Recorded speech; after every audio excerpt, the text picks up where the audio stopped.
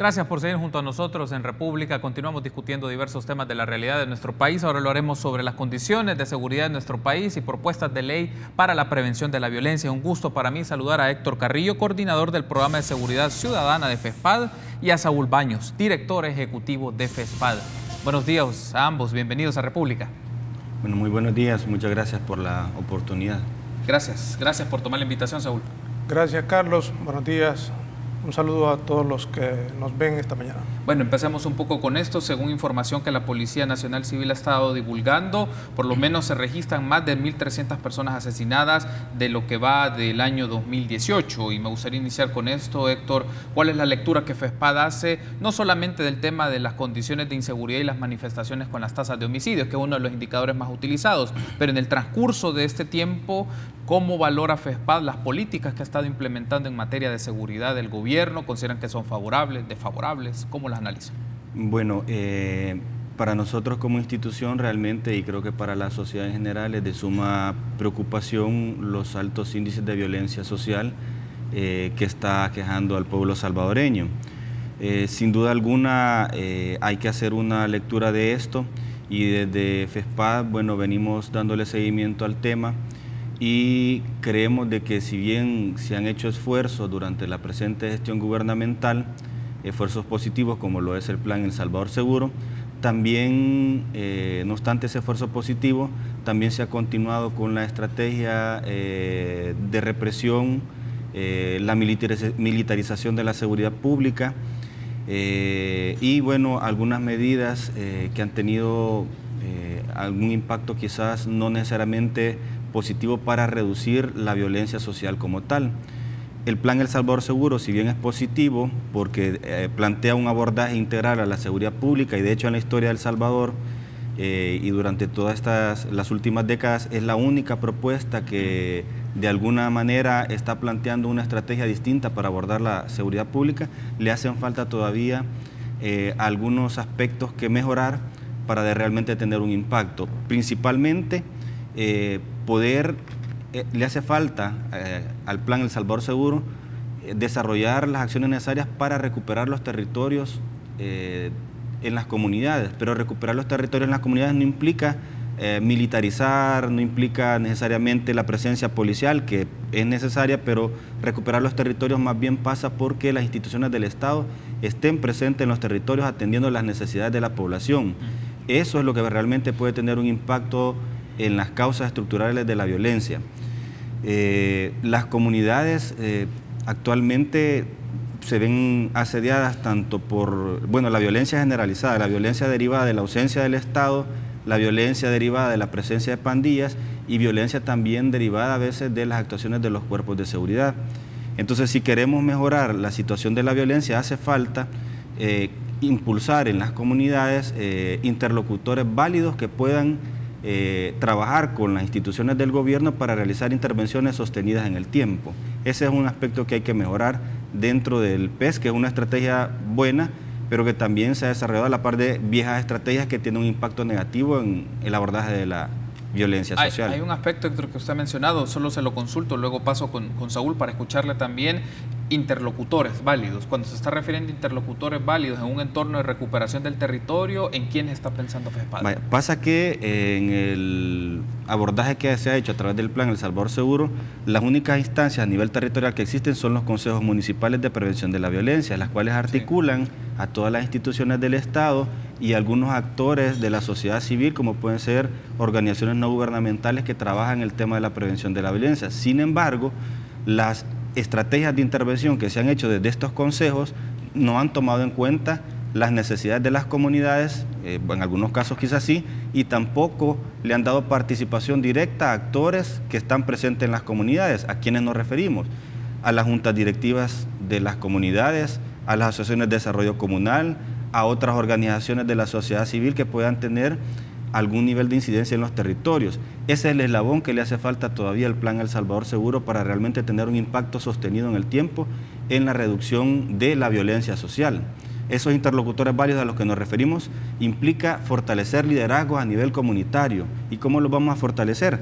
Con la presencia de las instituciones del Estado, una presencia que responda justamente a las necesidades de las comunidades. Entonces, crear interlocutores válidos en las comunidades implica fortalecer las juntas directivas, fortalecer las asociaciones de desarrollo comunal, los comités. Esos son los interlocutores válidos que creemos que hay que fortalecer. En el tema de la seguridad pública también, Saúl, un aspecto que el gobierno ha tenido que lidiar es la consonancia o la coherencia entre el Plan El Salvador Seguro, que necesita financiamiento, pero que es una estrategia que se nota que es a mediano o largo plazo para desarrollarlo, pero por otro lado también el gobierno ha sido denunciado ante instancias internacionales por violaciones a los derechos humanos, particularmente por acciones de sus cuerpos policiales, en donde hay discusiones sobre si ha cometido ejecuciones extrajudiciales o se ha cometido abusos a través de la autoridad policial o a través de la Fuerza Armada, pero el punto es esta tensión, lo que le significa al gobierno, que nos refleja de la estrategia de seguridad, como que la está pensando, son dos caras, una cara que busca hacer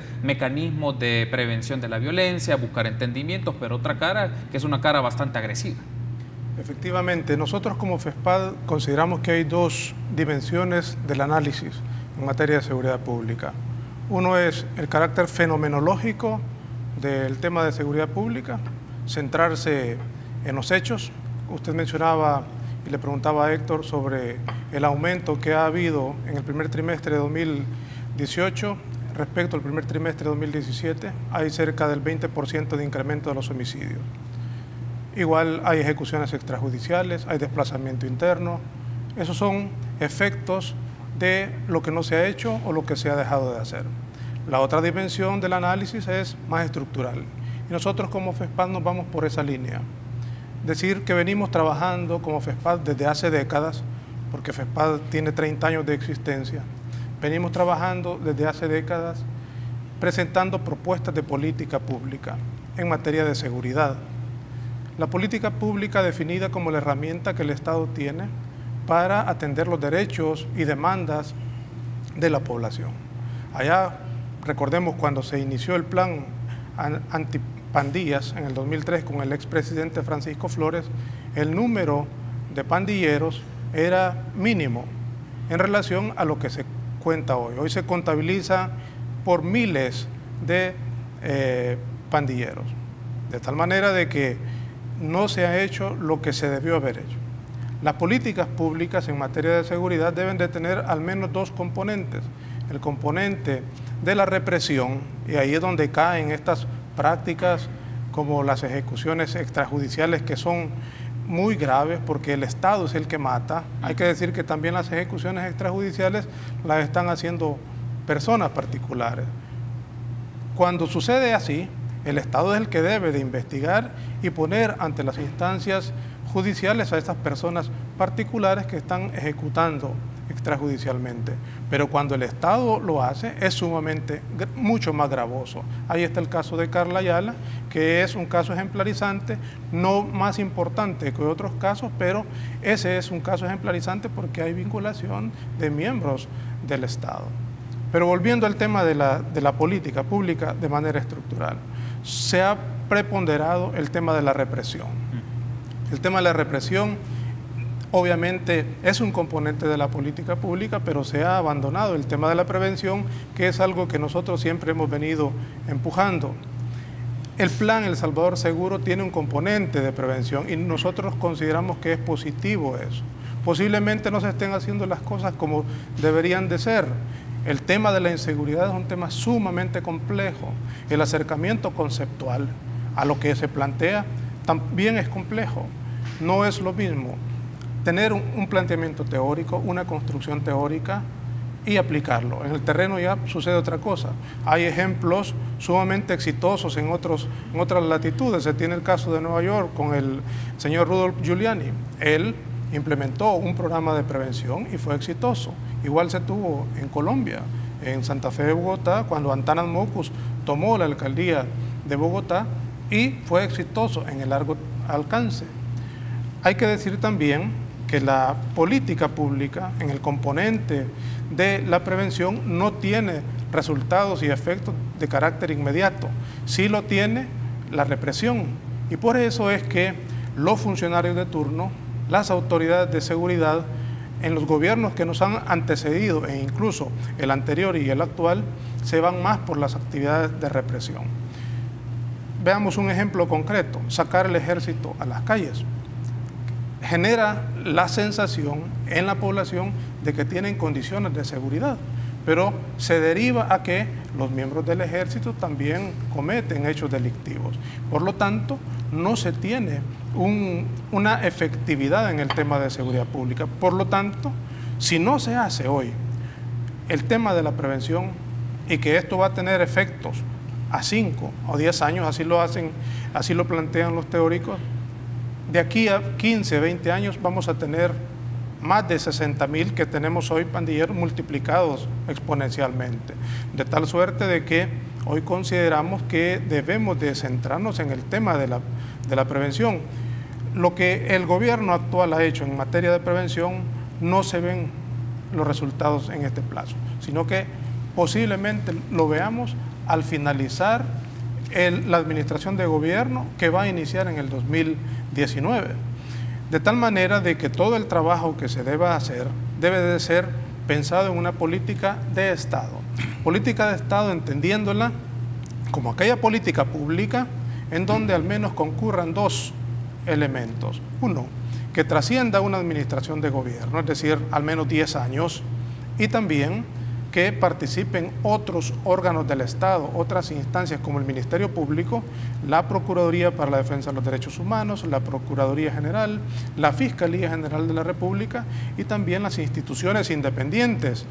Y por supuesto, hablando de actores válidos, como usted mencionaba, el nivel comunitario es sumamente importante, pero también es sumamente importante otros actores. Usted acaba de tener en el primer segmento al señor Luis Cardenal, que representa el sector empresarial del país, y por supuesto ellos son actores muy válidos en el tema de la prevención primaria de la violencia. Tengo que hacer una pausa, Saúl y Héctor, para regresar. Sigamos hablando un poco más de esta dimensión estructural que ustedes mencionan para la prevención de la violencia y los anteproyectos de ley que también en Asamblea Legislativa, esta nueva legislatura que ha asumido recientemente, cómo se va a desarrollar, cuáles son las apuestas y cuál estaría promoviendo FESPAD como anteproyecto de ley de prevención de la violencia en el país. Una pausa, regresamos en minutos.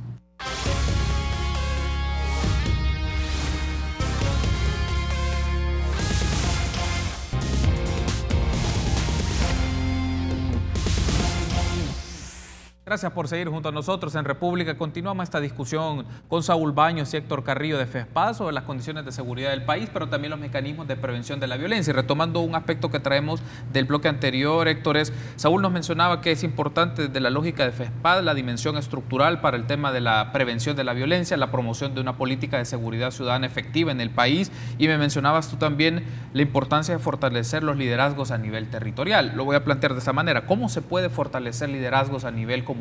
Estamos hablando en las ADESCOS, en las juntas directivas, en los comités municipales de prevención de la violencia que me mencionabas en el bloque anterior. Si uno de los riesgos principales es que estas expresiones territoriales pueden estar infiltradas o dominadas por pandillas. Entonces, ¿qué se puede hacer ahí? Bueno, ya lo mencionábamos, una primera acción es generar la presencia de las instituciones del Estado en los territorios.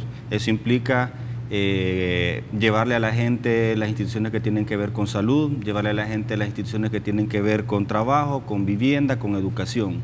Eso es primordial, que el Estado tenga presencia en los territorios más allá de los cuerpos policiales. Eso por una parte.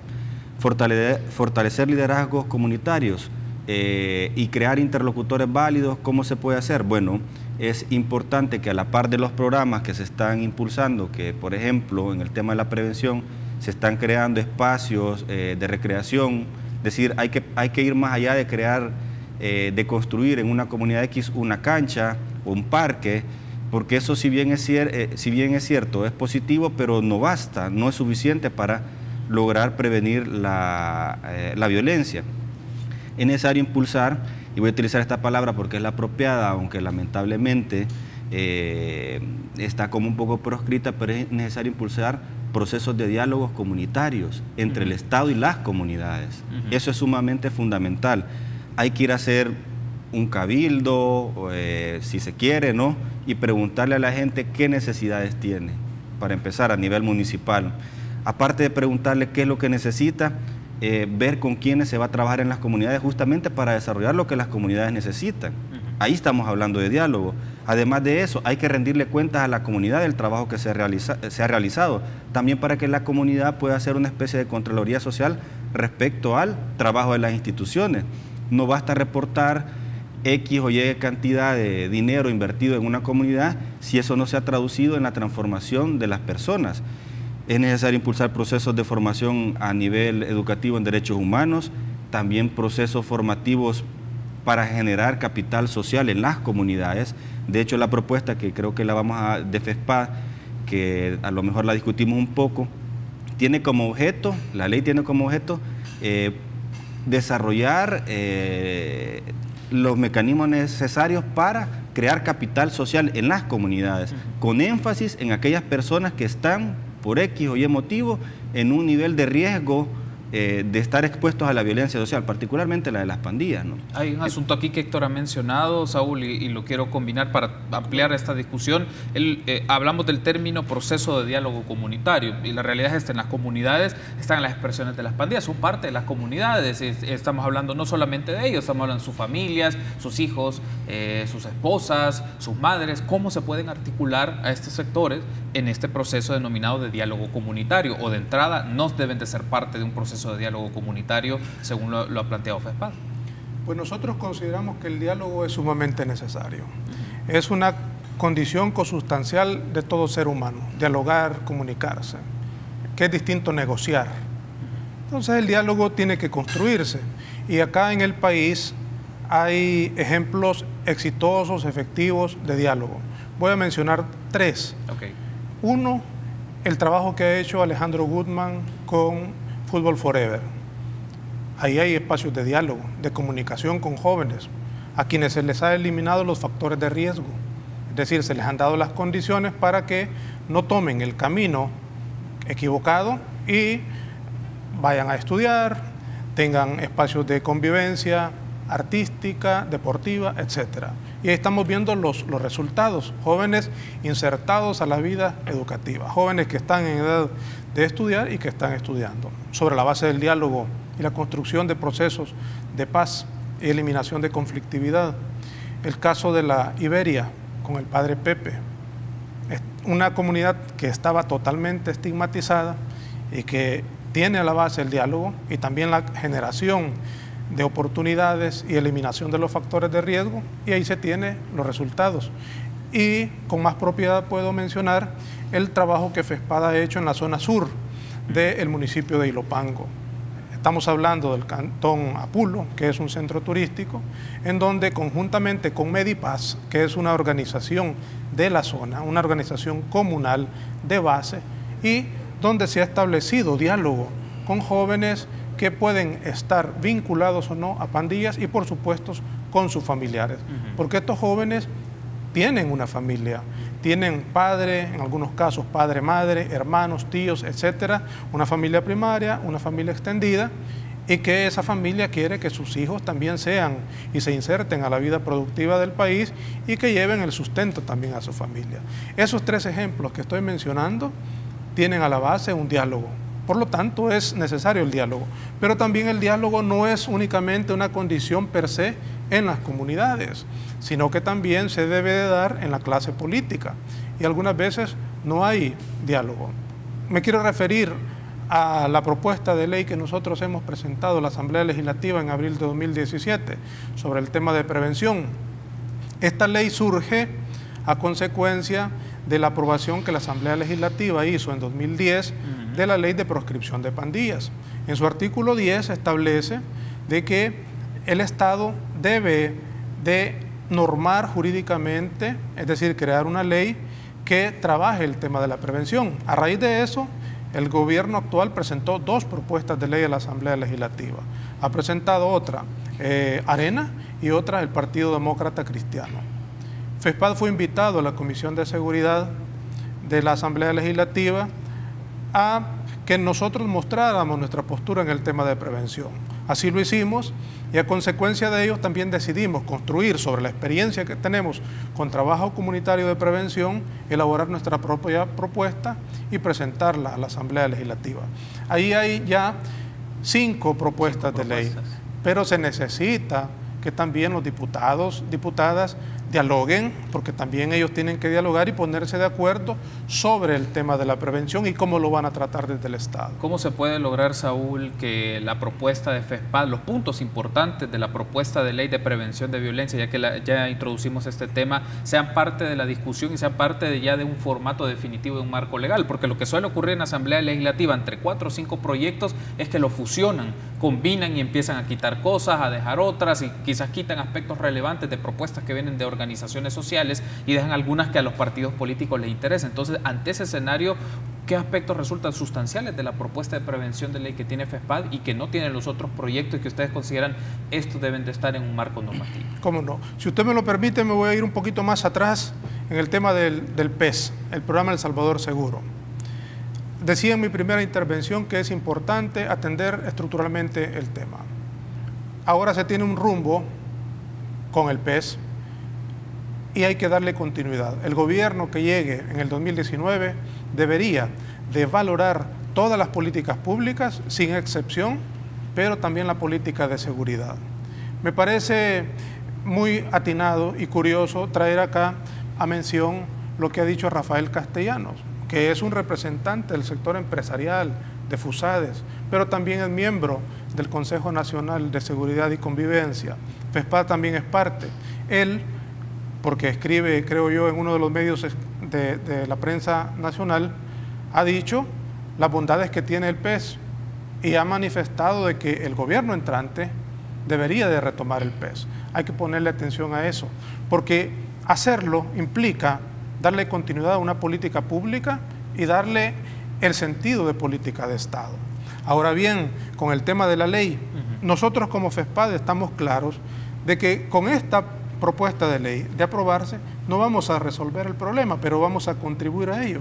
Y yo creo que de eso se trata, de que cada actor social de cualquier nivel pueda hacer sus propuestas y contribuir al tema de la prevención acá en el país. Pues lo sustancioso de nuestra propuesta es que crea 3 niveles de intervención.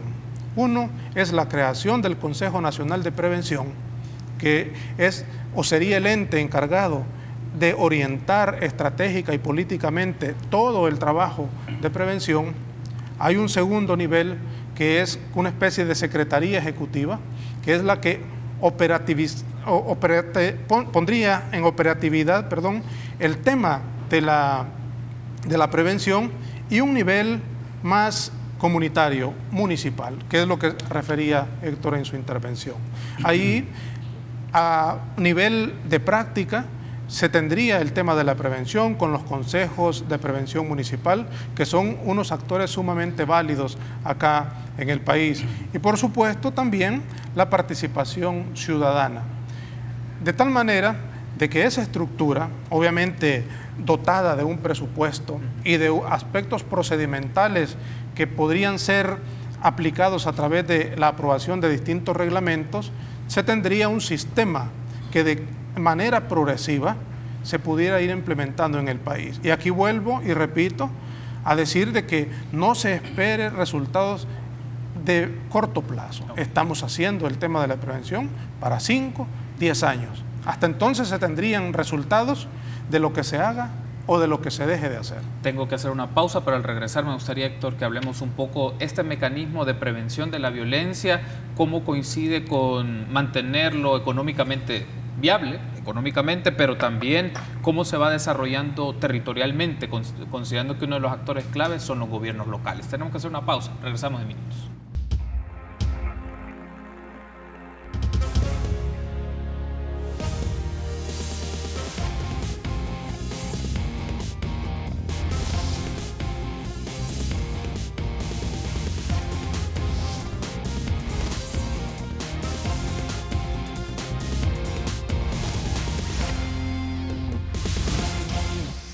Último bloque de la entrevista que tenemos con Saúl Baños y Héctor Carrillo de FESPAD. Estamos hablando de los mecanismos de prevención de la violencia en el país, Héctor, y traíamos este aspecto a cuenta.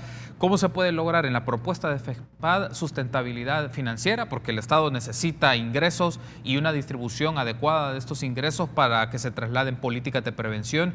Y otra parte, unas lógicas en la Asamblea Legislativa donde se está promoviendo, por ejemplo, hay un proyecto de ley de registro de pandillas, pero también por otro lado se habla de endurecer las penas en el Código Penal o procesal penal. Es decir, tenemos que estar lidiando en esa tensión entre un aspecto mucho más represivo con un aspecto más de prevención. En esa lógica está la propuesta de FESPAD. ¿Cómo puede lograr el tema de financiamiento, pero también que tenga un enclave en los territorios, o sea, que tenga una manifestación en los territorios? Bueno, yo creo que es importante retomar de entre los aspectos que la propuesta de FESPAD ha planteado el enfoque de la normativa, justamente porque hay algunas propuestas que plantean desarrollar programas en los territorios, pero por ejemplo uno de los requisitos que establecen es que la gente renuncie a pertenecer a la pandilla o crear un registro. O sea, yo creo que si de entrada ponemos un marco legal, en teoría, para prevenir la violencia, ponemos ese requisito, es algo que no va a tener ningún impacto, porque el solo hecho de renunciar a una pandilla implica aceptar que se perteneció con las consecuencias jurídicas que eso puede tener. Entonces, desde ahí el enfoque es equivocado. La propuesta de FESPAD plantea en principio como objeto de la ley crear capital social en las comunidades y poner énfasis en aquellas personas que tienen algún nivel de riesgo. De hecho, la propuesta, los sujetos de la ley son personas en situación de vulnerabilidad por violencia social y personas egresadas del sistema penitenciario. En el primero de los casos estamos hablando de una prevención de tipo primario, donde la intervención en los territorios no parta de determinar si una persona pertenece o no a una pandilla, sino de tener bien claro que son territorios donde las personas, particularmente los jóvenes, están en situación de vulnerabilidad ante la violencia y entonces desarrollar los programas que la ley contempla, que están orientados al tema de la educación, la formación en cultura de paz, en crear también habilidades de tipo laboral, el tema de la reinserción. Son programas que en la propuesta de ley están planteados para desarrollar en los territorios y en donde para acceder a esos programas no parta del hecho de si una persona es pandillera o no, sino de tener interés en cualquiera de esos programas.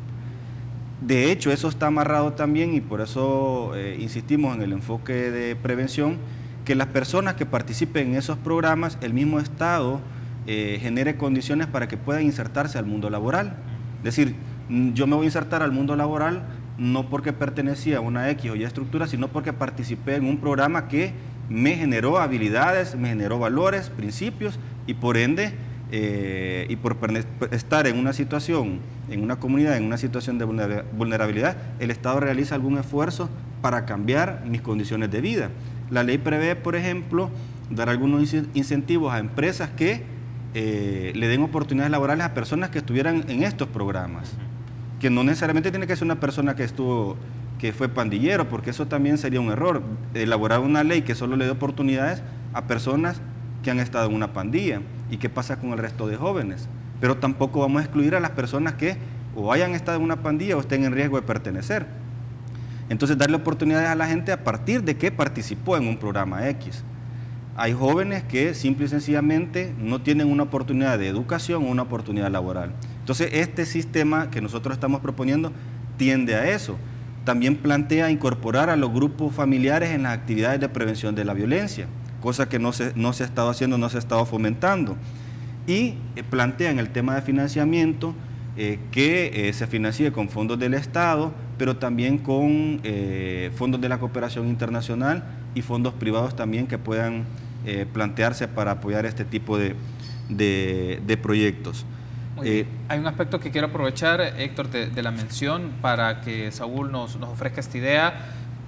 El rol del sector empresarial es importante, por lo que entiendo desde la propuesta también de FESPAD en la prevención de la violencia, que las empresas puedan generar oportunidades de empleo para las personas, pero también eso implica quitar ciertos prejuicios y construir ciertas confianzas, es decir, que el sector empresarial pueda ofrecerle a las personas oportunidades laborales y que esté en disposición de darles chances a muchos jóvenes que lo requieran en buenas condiciones salariales, pero también buenas condiciones de gratificación, es decir, que su trabajo es importante, porque los ejemplos que mencionábamos, por ejemplo, el de Liberia, el que ustedes han trabajado en la zona sur de Ilopango, el de la Fundación Forever, son iniciativas de personas o de organizaciones aparte que no tienen que ver con grupos empresariales fuertes, y aquí una de las exigencias que el sector empresarial se puede incorporar más en este tema. ¿Cómo se puede lograr desde la perspectiva de FEPAD que el sector empresarial asuma más protagonismo, más responsabilidad en el apoyo de la prevención de la violencia a través del empleo? Por supuesto, el sector empresarial tiene una responsabilidad enorme en el tema de seguridad y les conviene también generar condiciones de seguridad para que sus empresas sean mucho más productivas. Tener trabajadores y trabajadoras satisfechos también le conviene a las empresas. Mejorar las condiciones de vida de las personas que trabajan con ellos y también de las personas que no trabajan. Hay que reconocer que hay empresarios responsables que están pagando sus impuestos como los deben de pagar, que están pagando salarios más allá del salario mínimo.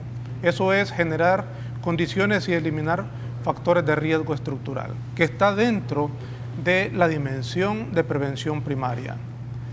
Hay miembros de representantes del sector empresarial en el Consejo de Seguridad que están muy de cerca, muy de cara a la problemática. Sí. Hay también empresas que han estado dando empleo a personas resocializadas y que han estado formando parte de algunas pandillas.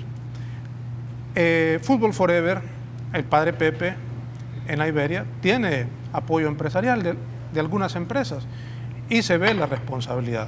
El plan El Salvador Seguro tiene un componente, empleo y empleabilidad, que tiene a la base la participación del sector privado. Es importante eso, pero no todo el sector privado tiene ese interés de hacerlo. De tal manera de que en la medida en que no se creen las condiciones para eliminar los factores de riesgo en toda la comunidad, en donde el sector empresarial que ofrece empleo no se involucre de manera tal, las condiciones no van a mejorar. De tal suerte de que es sumamente importante que ellos se involucren. Volviendo al tema del PES, del Plan El Salvador Seguro, también es importante mantener el aspecto social, El Salvador con todo, así se denomina el eje, para atender a jóvenes en situación de riesgo y también jóvenes que no están en riesgo. Obviamente, la política de seguridad también tiene que tener un carácter represivo. Nosotros no nos negamos a eso. Personas que están conflictuadas con la ley, paguen lo que tienen que pagar y que no hay impunidad. Pero también es un error creer de que la problemática de inseguridad en el país únicamente deviene de grupos pandilleriles, porque muy poco se habla de otros sectores que están conflictuados con la ley. La narcoactividad, el crimen organizado, la generación de impunidad. No hay que perdernos únicamente en que la problemática es centrada en grupos pandilleriles. En efecto lo es, pero hay que hacer un análisis mucho más integral y la integralidad debe de pasar por presentar soluciones también integrales. Quiero darle las gracias por haberme acompañado. Gracias, Saúl. Gracias, Héctor. Estoy seguro que nos volveremos a encontrar para discutir este tema de la prevención y proyectos en específico y cómo en la Asamblea Legislativa se puede articular marcos legales que vayan en función de las mejores condiciones de vida, oportunidades a las personas y sobre todo inclusión en la sociedad, que creo que es un aspecto fundamental. Gracias, Saúl. Gracias, Héctor, por haberme acompañado. Gracias, Carlos. Gracias. Buenos días. Gracias, muy gentil. Tenemos que hacer un contacto con Luis González de QUBLE para que nos comente cómo va el programa de este lunes 21 de mayo. Gusto saludarte, Luis. ¿Qué tal tu fin de semana? Muy bien, pues un fin de semana, ¿cómo decirte? Alegre para los albos, pues ya son campeones, felicidades para ellos. Triste para los de Santa Tecla, mira, hasta gris amaneció el día. Pero bien, son cosas que suceden. Hoy vamos a tener la visita de un artista guatemalteco. También vamos a tener la visita de la mamá que está buscando hacerse acreedora de los mejores premios para buscar a esto que se llama la mejor mamá, la que cocina más delicioso. Por supuesto, las locuras del señor Francisco Valencia, que este muchacho, ¿qué te puedo decir? Ligia Roca, Elena Calles y tu servidor. Y por supuesto, la sección de ¿Qué huele con la comunidad?, donde la gente puede poner todas sus denuncias de lo que está pasando en su comunidad para que le hagan caso. Esto y más, acá en ¿Qué huele? Excelente, Luis. Entonces, un buen programa, una buena semana. Un saludo a todo el equipo de ¿Qué huele? Y así es el fútbol, ¿eh? Bueno. Albos. Ahí está. Contento, ¿estás contento? Bueno, contento, qué bueno, que disfruten entonces la victoria, bicampeones, entiendo, que algo que ya habían pasado muchos años y en este país no se había logrado por un equipo de fútbol. A ver si eso le motiva a otros equipos pues para hacer más competitiva esta liga. Exactamente. Excelente, Luis, gusto saludarte, que estés bien. Rato. Bueno, a ustedes también agradezco que me hayan acompañado, Saúl, Héctor, amigos, hasta la mañana, 6:30.